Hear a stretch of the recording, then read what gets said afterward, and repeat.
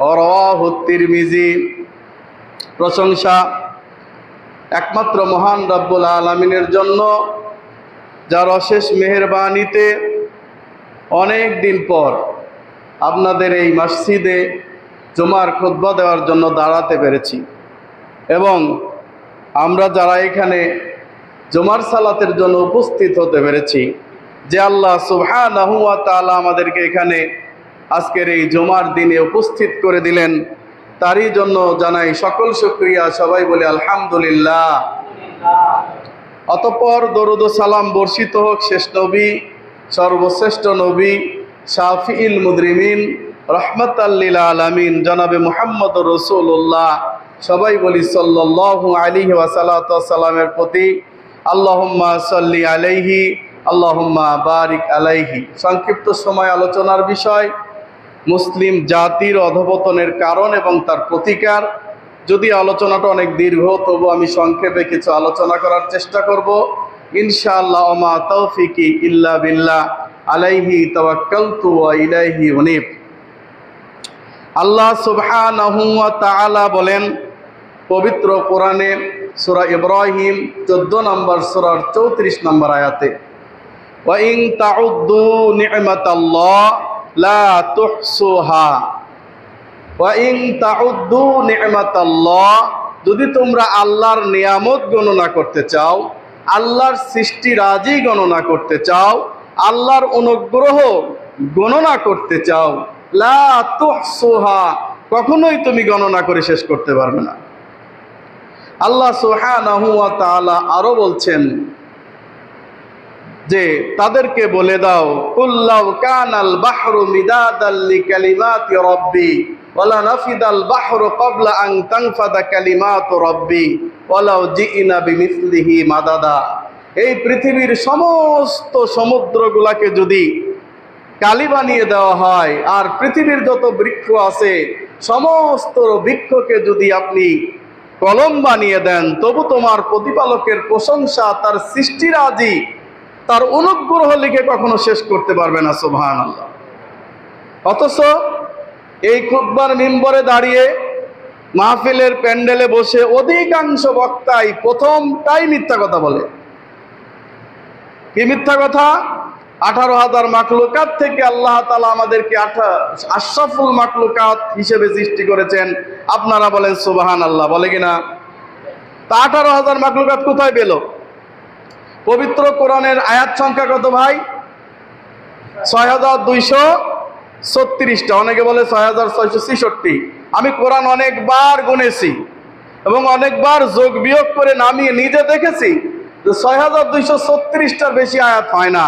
অথচ আমাদের দেশে প্রচলিত আছে 6666 আয়াত, আছে না নাই? অথচ প্রকৃত সঠিকটা হচ্ছে আপনি নিজে গুনে দেখবেন যে সেখানে স্পষ্ট যে আয়াত সংখ্যা আপনি পাবেন তা হচ্ছে 6236টা। তো পবিত্র কোরআনের 6236টা এর কোন একটি আয়াতে পাওয়া গেল না আল্লাহ বললেন আমি তোমাদেরকে 18,000 মাখলুকাত থেকে সৃষ্টি করেছি। 10 লক্ষ হাদিস আছে এই পৃথিবীর বুকে। কত? 10 লক্ষ হাদিস। এই 10 লক্ষ হাদিস হযরত আহমদ ইবনে হাম্বলের এই 10 লক্ষ হাজার হাদিসই মুখস্থ ছিল। সুবহানাল্লাহ। এই 10 লক্ষ হাদিসের মধ্যে থেকে মাত্র 32,000 হাদিস সহিহ, বা তার চেয়ে বেশি হবে, কিছু অল্প কিছু বেশি হতে পারে। তাহলে 3,200টা হাদিস কত?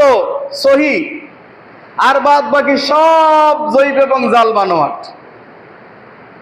তাহলে এই 32,000 হাদিস আলহামদুলিল্লাহ পড়া আছে, যার মধ্যে এই কথাটা উল্লেখ নাই। আল্লাহ বলছেন আমি তোমাদেরকে 18,000 মাখলুকাত থেকে সৃষ্টি করেছি। আমি তাদেরকে চ্যালেঞ্জ জানাইতে চাই যে এই যে 32,000 হাদিস ছাড়া আরো যে 10 লক্ষ, মানে যেটা বাদ দিয়ে 10 লক্ষ হাদিসের ভিতর থেকে একটা হাদিস দেখাতে বলেন যে আল্লাহ বলেছেন আমি তোমাদেরকে 18,000 মাখলুকাত থেকে সৃষ্টি করেছি। না, আন্দাজে কথা বলে, মনে যা চায় তাই বলে। আল্লাহ বলছেন আমি তোমাদেরকে সৃষ্টি করেছি সম্মানিত সৃষ্টি, এটা সত্য। সূরা বানী ইসরাঈল 17 নম্বর সূরা 70 নম্বর আয়াতে আল্লাহ বলছেন ওয়ালাকাদ কাররামনা বানি আদম, ওয়ালাকাদ কাররামনা বানি আদম, আমি মানুষের সন্তানকে সবচাইতে বেশি সম্মানিত করেছি। সুবহানাল্লাহ। মানুষের সন্তানকে পৃথিবীর সবচাইতে বেশি সম্মান দিয়েছি। মানুষ সম্মানিত সৃষ্টি, এতে কোনো সন্দেহ নাই। আবার সেই মানুষই সবচাইতে নিকৃষ্ট সৃষ্টি। মানুষ খয়রুল বারিয়া, সবচাইতে সর্বোত্তম সৃষ্টি। আবার শাররুল বারিয়া, পৃথিবীর সবচেয়ে নিকৃষ্ট সৃষ্টি। বোঝেন নাই? আল্লাহ বললেন সূরা ৩, ১, ২, ৩, ৪, ৫ আয়াত পরে দেখেন। আল্লাহ বলছেন ওয়াত-তিন ওয়াজ-যাইতুন ওয়া তুরি সিনিন ওয়া হাদাল বালাদিল আমিন লাকাদ খালাকনাল ইনসানা ফি আহসানি তাকওয়িম। আল্লাহ বলছেন ওয়াত-তিন, তিনের কসম, ওয়াজ-যাইতুন, যাইতুনের কসম, ওয়া তুরি সিনিন, পাহাড়ের ওই সিনাই পর্বতের কসম, হাদাল বালাদিল আমিন, আর পবিত্র নগরীর কসম। আল্লাহ একে একে ৪ থেকে ৫টা জিনিসের কসম খেয়ে বললেন লাকাদ খালাকনাল ইনসানা ফি আহসানি তাকওয়িম, আমি মানুষকে সবচাইতে বেশি সুন্দর করে সৃষ্টি করেছি। সুবহানাল্লাহ। এরপরে বললেন সুম্মা রাদাদনাহু আসফালা সাফিলিন, এরপরে আমি তাকে এত নিচে নামিয়ে দিয়েছি যেখানে শুয়োর, কুত্তা, কুকুরও যেতে পারে না। এত নিচে নামিয়ে দিয়েছি যেখানে শুয়োর, কুকুরও যেতে পারে না। মানুষ সম্মানিত, তারপরে তারা এত নিচে নামে যে নিচে কখনো বন্য প্রাণী নামতে পারে না। একটা বাঘ তার খিদায় শিকার করে খায়, একটা বনের জানোয়ার তার খিদায় মিটে গেলে আর অন্যায় অত্যাচার করে না বা কারো উপর আক্রমণ করে না। কিন্তু সর্বত্র কাঠামোয় ভরা মানুষ আজকে নিজের 3 বেলা খাওয়ার পরে চিন্তা করে কয়তলা বাড়ি করা যাবে, তারপরে কার টাকা পয়সা মারা যাবে, আমানতে খেয়ানত করা যাবে। 99.9% বড় লোক বাংলা, বর্তমান গাজীপুরের কথাই বলি, অন্য এলাকার বাদ দিলাম, 99.9% তারা হচ্ছে মানুষের অর্থ লোপাটকারী ব্যক্তি। মানুষের অর্থ লোপাট করে বড় বড় বিল্ডিং বানাইছে, মানুষের হক পয়মাল করে বড় বড় বিল্ডিং বানাইছে। আর আমাদের দেশে যতগুলো হাজি দেখেন না, 99% হাজি মানুষের অর্থ সম্পদ মেরে খেয়ে সেই টাকা দিয়ে হজ করেছে অথবা দালালির টাকা দিয়ে করছে বেশিরভাগ, তাই না? দেখেন এই মানুষটা আল্লাহ তাআলা সৃষ্টি করেছেন তাকে এত সুন্দর অবয়ব দিয়ে, কিন্তু তার পেট 3 বেলা ভরার পরেও সে আরো চিন্তা করে আমি কি করতে পারি, আরো কত বড় হতে পারি, আরো আমি কি করতে পারি, আরো কত বিল্ডিং তুলতে পারি। তো দেখেন একটু তাকায় ভেনিজুয়েলার দিকে, গতকালকের ঘটনা, 7.5 ভূমিকম্প হয়েছে, 7.5 স্কেল, মাত্র 7.5 স্কেল ভূমিকম্প হওয়াতে তাদের 50 তলা, তাদের 10 তলা, তাদের 20 তলা বিল্ডিং একেবারে তাসের ঘরের মতো ভেঙে পড়েছে। আর বাংলাদেশে 7.5 হওয়া লাগবে না, বাংলাদেশে 7-এর নিচেও যদি হয়, ঢাকায় একটা অবকাঠামো খুঁজে পাবেন না, একটা। আর গাজীপুরের কথা বাদই দিলাম। তাহলে কিসের এত অহংকার? কোটি কোটি টাকা খরচ করে আপনাকে বিল্ডিং কে বানাইতে বলেছে? বিল্ডিং ছাড়া, বড় বড় ইমারত ছাড়া কি বসবাস করা যায় না? যায়, সবকিছুই ঠিক আছে, কিন্তু আমাকে দেখাতে হবে আমি যে টাকার মালিক হয়েছি, আমি যে বড় লোক, সেই বড় লোকগিরি জাহিরি করতে হবে। তুমি কিসের বড় লোক? তুমি যখন লোন করে বিল্ডিং করো তখন তোমার চাইতে ফকির আর এই বাজারে খুঁজে পাওয়া যায় না। আমার দোস্ত মণিপুরে, আমার বহু দোস্ত আছে যারা এখন 5 তলা 6 তলার মালিক, আমি সেই করে ঘরেই আছি আলহামদুলিল্লাহ। তো এই দোস্তকে বললাম, দোস্ত 5 তলা বিল্ডিং করেছো, তো আমাদের সংগঠনের জন্য কিছু দান করো। দোস্ত আমার পরিস্থিতি শুনলে তুই আমারে কিছু দিয়ে যাবি। আমি বললাম কি হয়েছে দোস্ত? দোস্ত এই যে বিল্ডিং উঠাইছি, লোন করছি দোস্ত, 1-1.5 কোটি টাকা লোন, প্রতি মাসে আমার 40-50 হাজার বা তার চেয়ে বেশি আমার লোন টানতে হয় দোস্ত। আমি প্রতি মাসে কিস্তির জন্য আমার মাথা ঝালাপালা করে, আমি কি দিয়ে কি করবো বুঝতেছি না দোস্ত। আমি বললাম দোস্ত ভুল করছি, নে তুই 500 টাকা নিয়ে চল। না মানে আপনারা বোঝেন নাই বিষয়টা, বোঝেন নাই ভাই, বোঝেন নাই। এই যে এই মণিপুর বা পিরুজালিতে আপনার মনে করেন 20টা টিনের ঘর ছিল, মানে হাফ বিল্ডিং, উপরে টিন নিচে বিল্ডিং। তো এই 20টা ঘরে আপনি ম্যাক্সিমাম 2000 করে ভাড়া হলে কত, 40,000 টাকা পাইতেন। তো সংসার খরচ 25-30-এর মধ্যে হয়ে যাইতো, আরো 10,000 টাকা বাঁচতো। আপনি কখনো সেটাকে রেখে দিতেন অথবা অসুখ বিসুখ বা বিভিন্ন কাজে ব্যয় করতেন, দান করতেন। আপনার মতো সুখী কেউ ছিল না। আপনারা একজন এসে বললো, এই তুই এই টিনের ঘরে আর কতদিন থাকবি, বিল্ডিং করে আমরা লোন দেবো। শয়তানগুলো আছে না নাই? এই শয়তানগুলো আছে না নাই?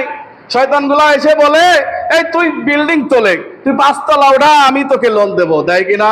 লোন দিয়ে তো এবার লোন টানতে গিয়ে বেচারার অবস্থা খারাপ। ও মরার পরে তার ছেলেরা সেখানে সুখ করতে পারে, সে আর পারে না। তো ভাই কি দরকার ছিল? আল্লাহ যদি বলেন যে তোমরা যা কিছু করতেছো এর জন্য আমি খালি বললাম যে হয়ে যাও, ব্যাস, এবার যদি গাজীপুর আর ঢাকার সব বিল্ডিং মাটির সাথে মিশে যায়, পরিস্থিতি কেমন হবে ভাই? আজকে রাজা কাল সে ফকির, প্রকৃতির এই অঙ্ক বোঝা সাধ্য কারো নাই। আজকে সকালে যে আমির, বিকেলে সে ফকির, সে বুঝতেও পারবে না আমার এই পরিস্থিতি।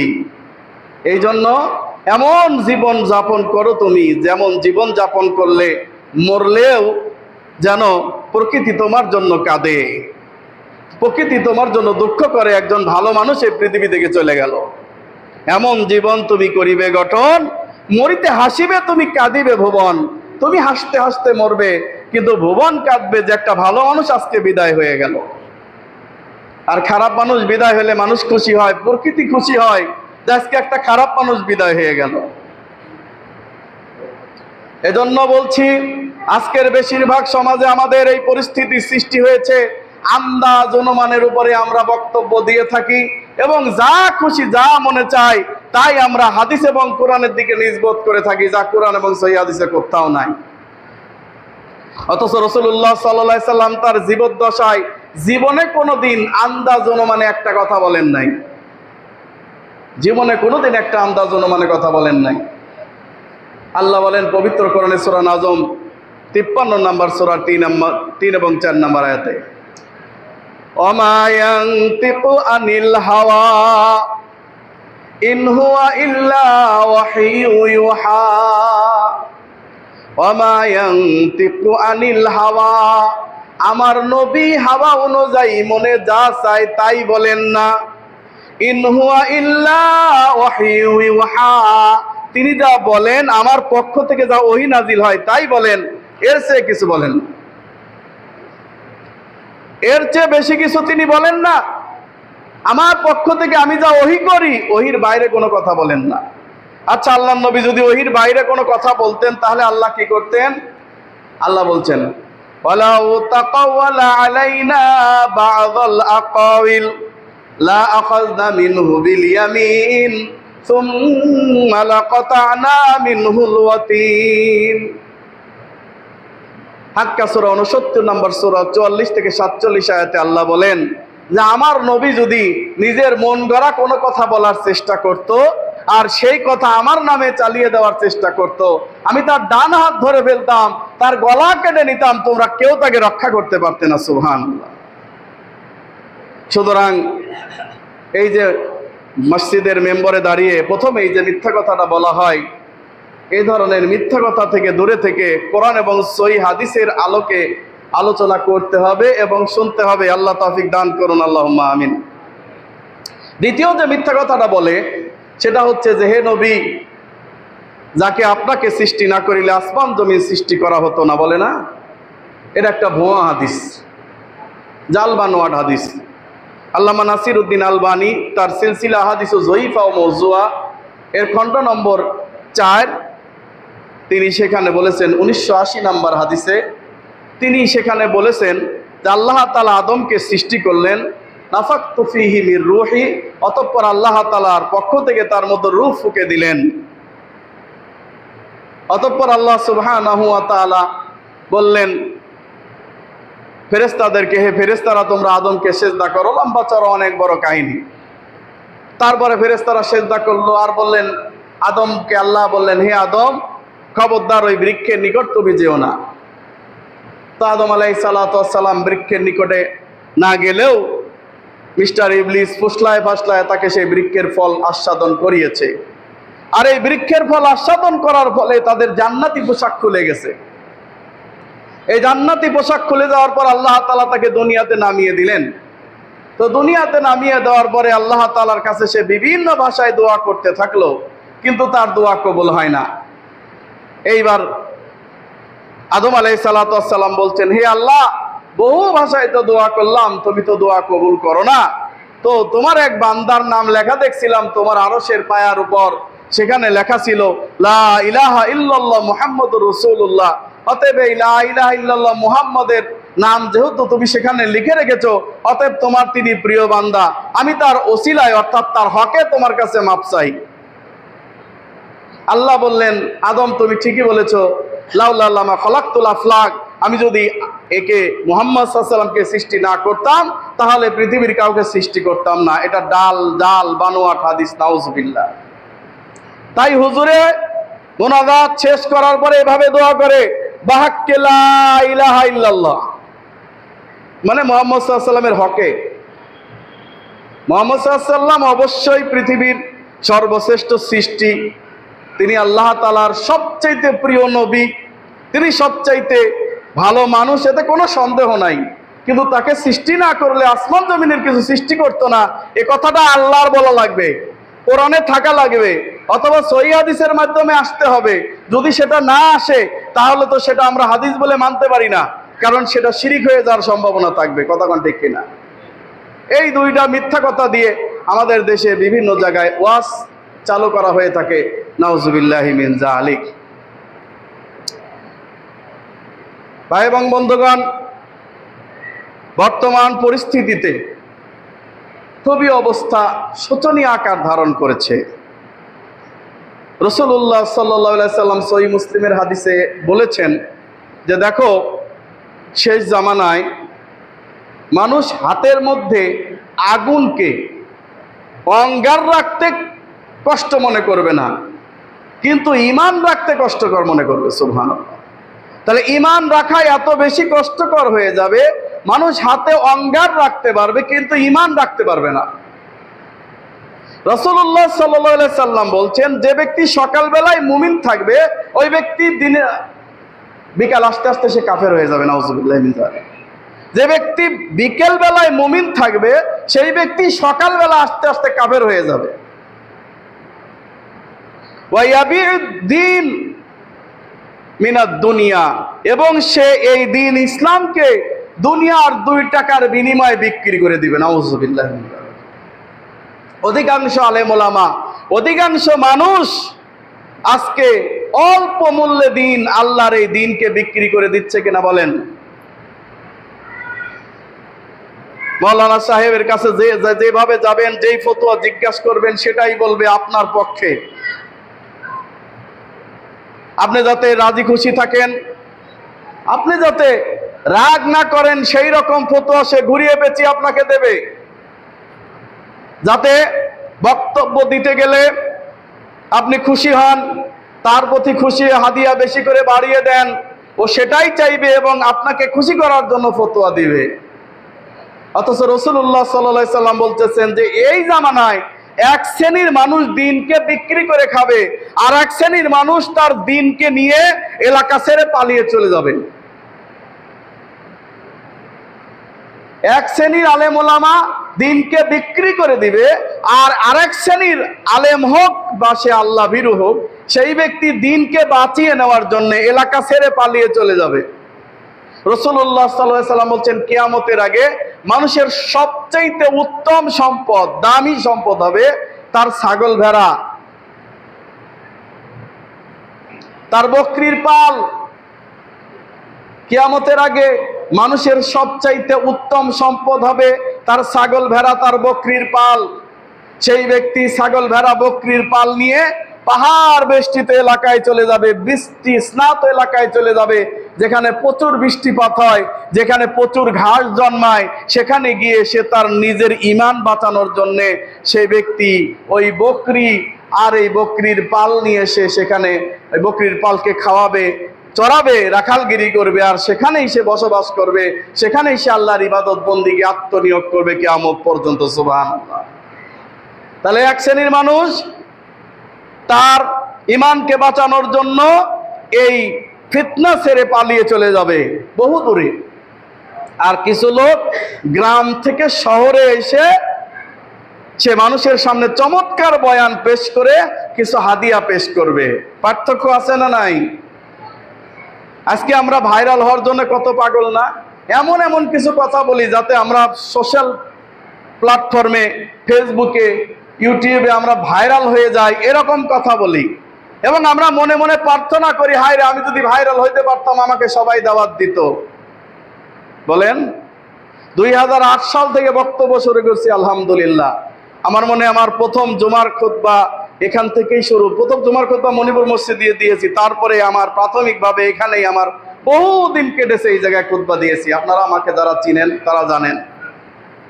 তো হয়ে গেছে, বহু বছর পার হয়ে গেছে, আজকে 2026 সাল। অনেক উপরে ওঠার কথা ছিল।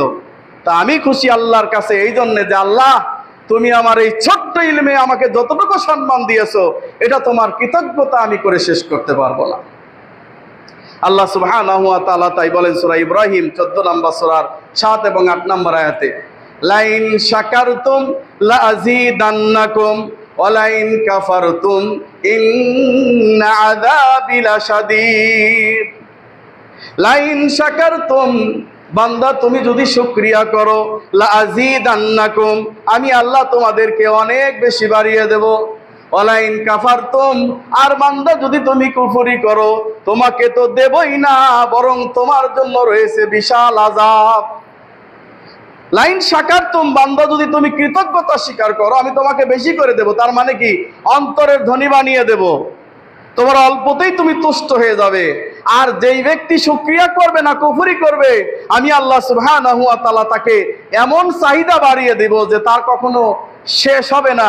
মানে তার চাহিদার কখনো শেষ হবে না, তার দুই চোখ থেকে কখনো অভাব মিটবে না। অতএব আল্লাহ সুবহানাহু ওয়া তাআলার কৃতজ্ঞতা স্বীকার করো, আল্লাহ তোমাকে এমন বান্দা বানিয়ে দিবেন যে তুমি দুনিয়াতেও সাকসেসফুল, আখিরাতেও সাকসেসফুল হয়ে যাবে ইনশাআল্লাহ তাআলা। দেখেন ঈমান যে আমাদের কিভাবে চলে যাচ্ছে, দুই একটা দৃষ্টান্ত দেই। আজকে আমাদের যুবকেরা দেখবেন যে তারা কেউ আর্জেন্টিনা, কেউ ব্রাজিলের সাপোর্টার, আছে না নাই? আর্জেন্টিনা মুসলমান, ব্রাজিলও মুসলমান, হ্যাঁ? একজন ইহুদি একজন খ্রিস্টান, নাকি? একদল ইহুদি একদল খ্রিস্টান। তো এদেরকে সাপোর্টই শুধু করছে না, বরং তাদের জার্সি পরছে, তাদের বিল্ডিং এ পতাকা ফ্ল্যাগ টানিয়ে রাখছে।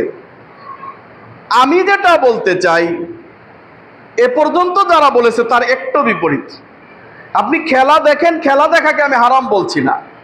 কেন কারণ আপনি যদি মাঠে খেলা দেখেন, সেটা তো আমি হারাম বলতে পারি না।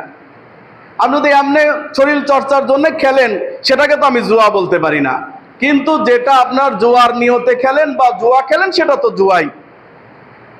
আর যদি কেউ টিভিতে খেলা দেখে, সেখানে যদি অশ্লীল কোনো দৃশ্য থাকে, আর আপনি যদি ফেসবুক দেখেন, সেখানেও যদি কোনো অশ্লীল দৃশ্য থাকে, তাহলে ফেসবুক দেখাও নিষেধ, ওই টিভিটা দেখাও নিষেধ যেখানে অশ্লীল দৃশ্য আছে।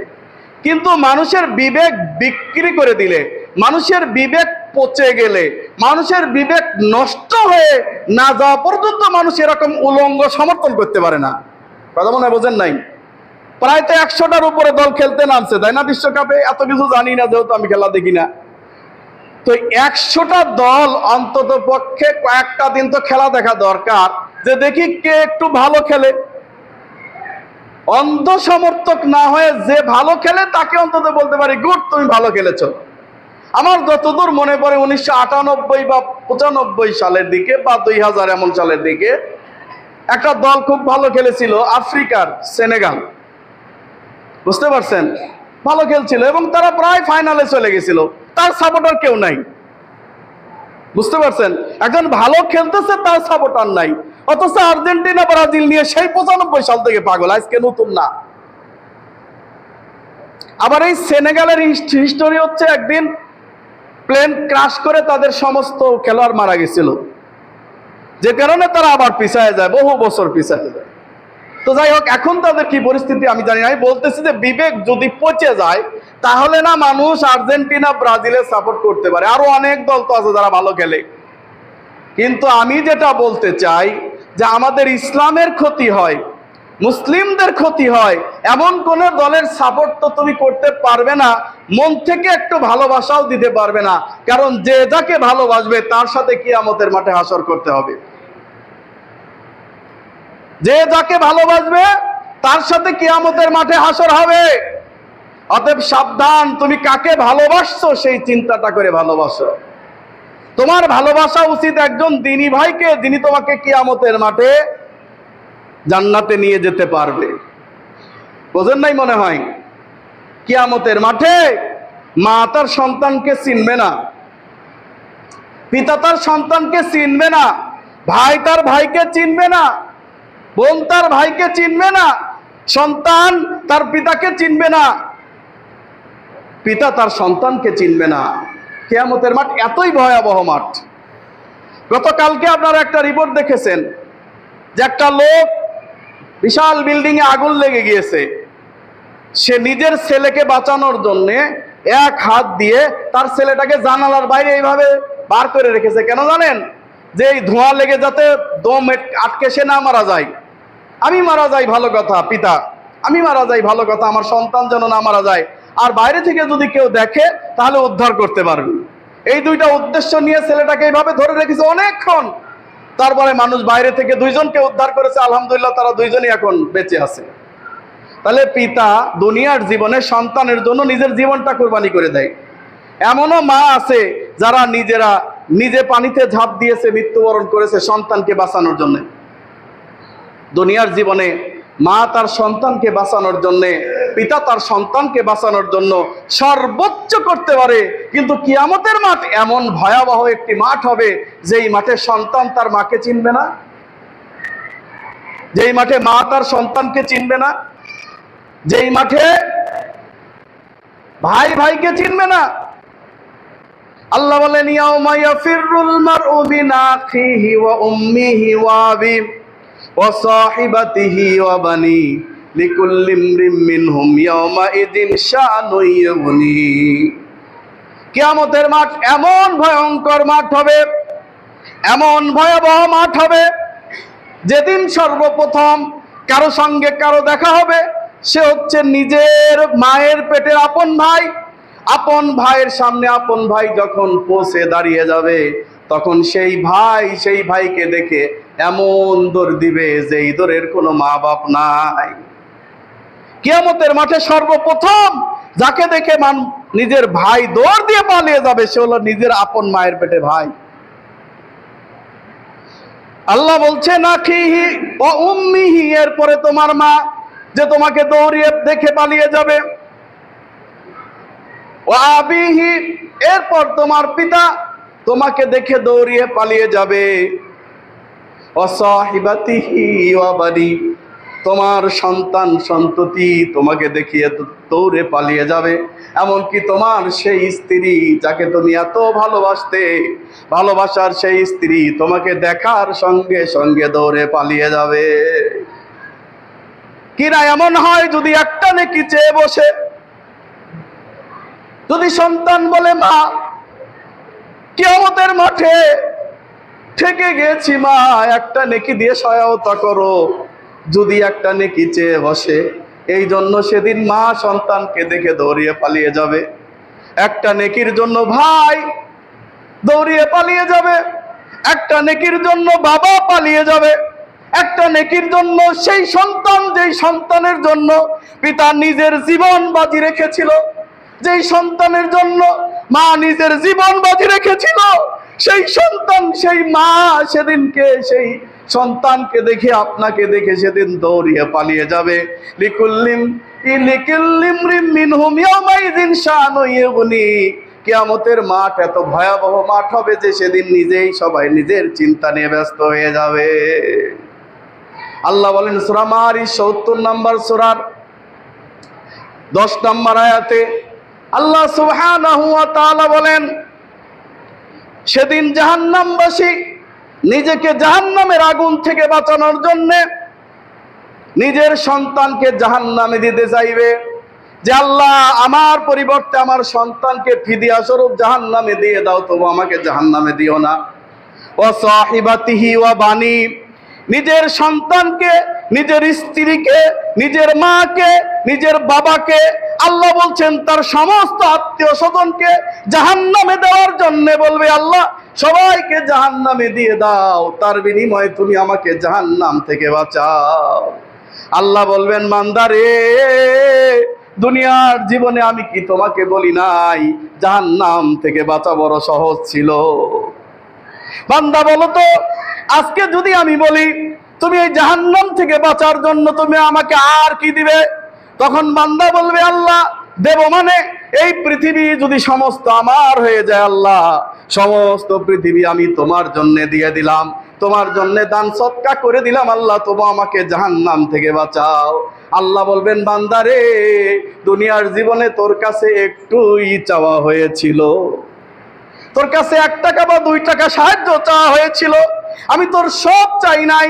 আমি বলেছিলাম আমিম্মা রাযাকনাহুম ইউনফিকুন, বান্দা আমি তোমার যে রিজিক দিয়েছি সেই রিজিক থেকে তুমি ব্যয় করো। বান্দা তুমি রিজিক কামাই করতে পারো না আমি যতক্ষণ পর্যন্ত না দিব, ওইখান থেকে তুমি একটু রিজিক দান করো।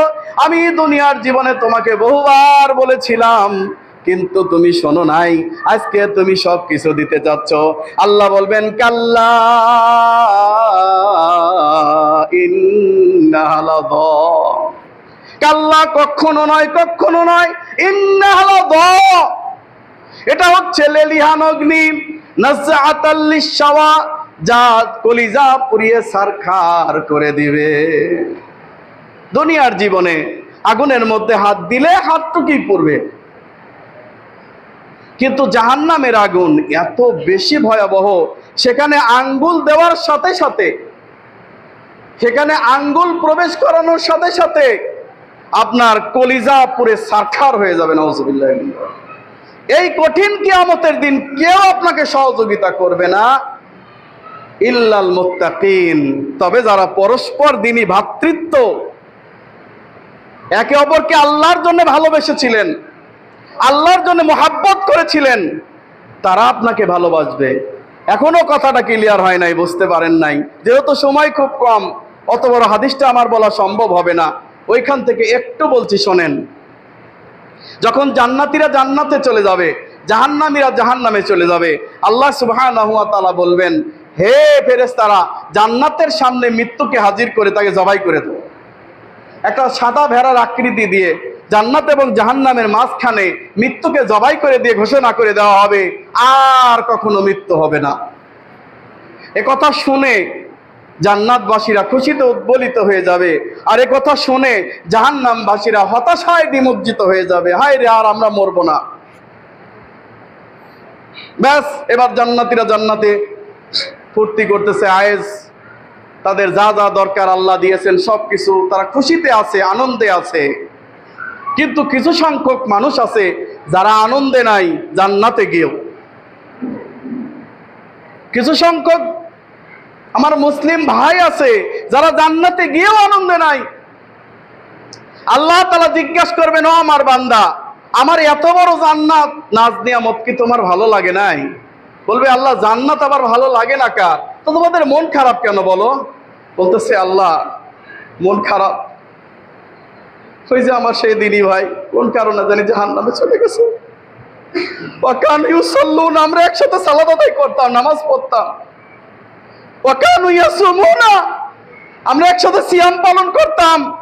ওয়াকানু ইউহাজ্জুনা, একসাথে হজ করতাম। ওয়াকানু ইয়াসুমুনা, একসাথে সিয়াম পালন করতাম। ওয়াকানু কানু ইউসাদ্দুকুনা, একসাথে দান করতাম আল্লাহ। ওই যে ওই ভাইগুলো একসাথে তাওয়াফ করেছি, একসাথে হজে গিয়েছি, একসাথে দুনিয়ার জীবনে মিটিং করেছি, মিছিল করেছি, দিনের জন্য আল্লাহর জন্য করেছি। আল্লাহ আমার ওই ভাইরা জাহান্নামে থাকবে আর আমরা জান্নাতের নাজদিয়ামতে থাকবো। আল্লাহ আমাদের মন ভালো লাগে না। আল্লাহ বলবেন ঠিক আছে তোমরাও জাহান্নামে যাও। ঠিক আছে আল্লাহ জাহান্নামে গেলাম।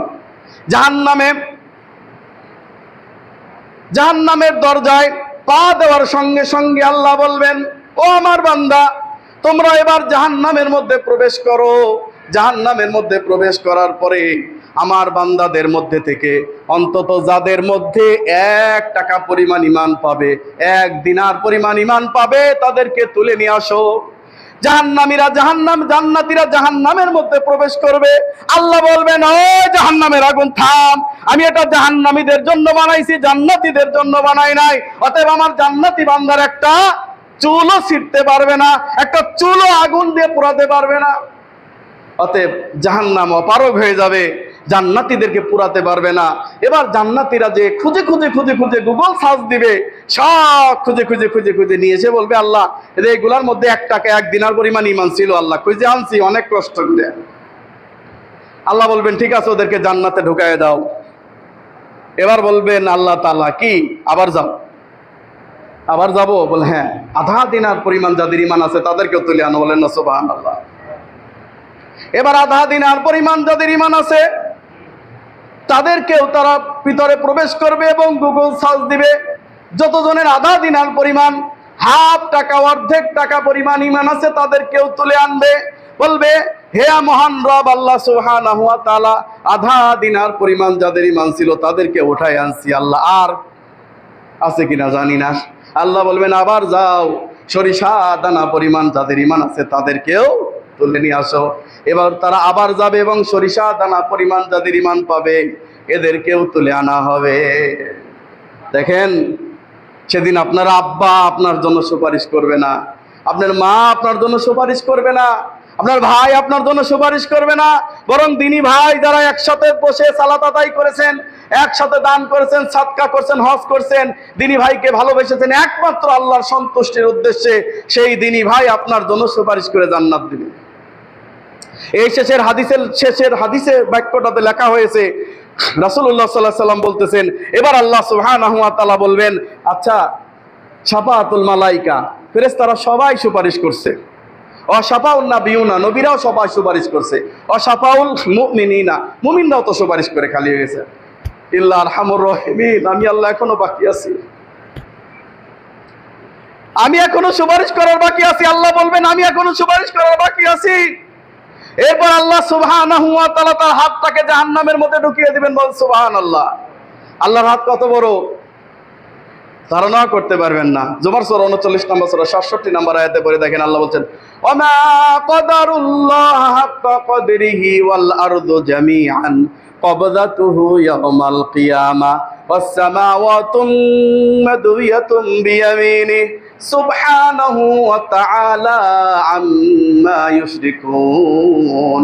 আল্লাহর যে কি ক্ষমতা, আল্লাহর যে কি পাওয়ার, সে সম্পর্কে তোমাদের কোনো ধারণাই নাই। কিয়ামতের মাঠে আল্লাহ সুবহানাহু ওয়া তাআলার এক হাতে থাকবে সব জমিন, বলেন সুবহানাল্লাহ, এবং ডান হাতে থাকবে 7টা আসমান পেঁচানো অবস্থায়, সুবহানাল্লাহ। 7 আসমান আর এই জমিন কত বড় আমরা চিন্তা গবেষণা করে শেষ করতে পারবো না। আল্লাহর হাত কত বড়। আল্লাহ তোমার কাছে রহমতের প্রার্থনা করি, যদি কখনো জাহান্নামী হয়ে যায় তোমার সেই হাতের মধ্যে যেন আমাদের জায়গা হয়, বলেন আল্লাহুম্মা আমিন। সুতরাং আল্লাহ সুবহানাহু ওয়া তাআলা এদেরকে জাহান্নাম থেকে জান্নাতের নহরে গোসল করায়া তাদেরকে একেবারে ফুরস্ফুট করে দিবেন, তাদের যে পাপ ছিল সব মুছে তারা একদম শুভ্র সাদা হয়ে যাবে।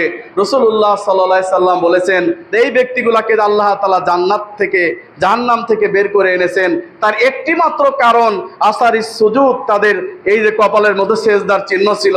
আর একটা কারণ লা ইলাহা ইল্লাল্লাহ, আল্লাহ ছাড়া হক মাবুদ নাই, উপাস্য নাই, এই কথা তারা মনে প্রাণে বিশ্বাস করেছিল, এর উপর ইস্তেকামাত হয়েছিল। এজন্য আল্লাহ সুবহানাহু ওয়া তাআলা তাদেরকে শেষ পরিণামে জাহান্নাম থেকে জান্নাতে তুলে এনেছেন, বলেন সুবহানাল্লাহ। সুতরাং ভাই এবং বন্ধুগণ, এই বর্তমান পরিস্থিতিতে ঈমান টিকিয়ে রাখা বড় কঠিন, কারণ রাস্তায় গেলেই মেয়ে মানুষের আনাগোনা আছে না নাই? বাড়ির ভিতরে তো নিজেদের মেয়ে মানুষ তো আছেই।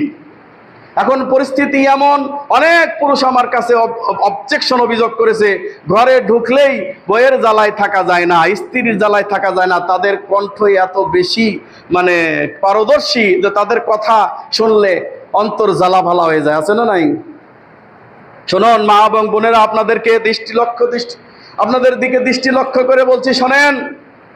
রাসূলুল্লাহ সাল্লাল্লাহু আলাইহি ওয়াসাল্লাম বলেছেন, ওই নারী জাহান্নামী, এবং কিয়ামতের মাঠে আল্লাহ সুবহানাহু ওয়া তাআলা কোনো জিজ্ঞাসাবাদ ছাড়াই ওই নারীকে জাহান্নামে দেবেন, যেই নারীকে তার স্বামী সব কিছু, দুনিয়ার সব কিছু দেওয়ার পরেও, যা যা তার প্রয়োজন সব মিটানোর পরেও সে তার সৌন্দর্য বাইরে প্রকাশ করে বেড়ায়। ওই নারী কোনো প্রশ্ন ছাড়াই সেদিন আল্লাহ কোন রকম জিজ্ঞাসা ছাড়াই জাহান্নামে দেবেন। যেই নারী তার স্বামীর আনুগত্য করে না, যেই নারী তার স্বামীর কথা মতো চলে না, যেই নারী তার স্বামীর আনুগত্য করে না, সেই নারীকে আল্লাহ সুবহানাহু ওয়া তাআলা কিয়ামতের মাঠে জিজ্ঞাসা করবেন না, তুমি নামাজ পড়ছিলা, তুমি হজ করছিলা, তুমি যাকাত দিছিলা, তুমি তাহাজ্জুদ পড়ছিলা? নো, তোমাকে কিচ্ছু জিজ্ঞাসা করা হবে না। তোমার স্বামীকে জিজ্ঞাসা করা হবে তুমি কেমন মানুষ, এরপর তোমার জান্নাত জাহান্নামের ফয়সালা। না, বোঝাইতে পারি নাই। একজন স্ত্রী লোক আল্লাহর নবীর সামনে এসে বললেন, আল্লাহ নবী, আমি তেমন বেশি একটা সুস্থ না, তো আমার স্বামী। এ কথা বলার সঙ্গে সঙ্গে আল্লাহ নবী বললেন, এই মহিলা শোনো, তুমি দরিদ্র গতিতে সুস্থতা অর্জন করার চেষ্টা করো, তুমি বেশি বেশি করে ছাগলের দুধ পান করো। এই নারী শুনে রাখো, তোমার স্বামী যেন তোমার প্রতি অসন্তুষ্টি না হয়। এই নারী শুনে রাখো, ওয়া জান্নাতুকে ওয়া নারুকে। এই নারী, তোমার স্বামী তোমার জান্নাত, তোমার স্বামী তোমার জাহান্নাম। তোমার স্বামীর সন্তুষ্টিতে রয়েছে তোমার জান্নাত, তোমার স্বামীর অসন্তুষ্ট রয়েছে জান্নাত। তবে স্বামীদেরও উচিত স্ত্রীদেরকে নিজে যা খাই তাই খাওয়ানোর জন্য, নিজে যা পড়ি তাই পড়ানোর জন্য, নিজে যে বাসস্থানে থাকি সেই বাসস্থানে থাকার জন্য তার যা দরকার সেই দরকারের দিকে খেয়াল রাখতে হবে।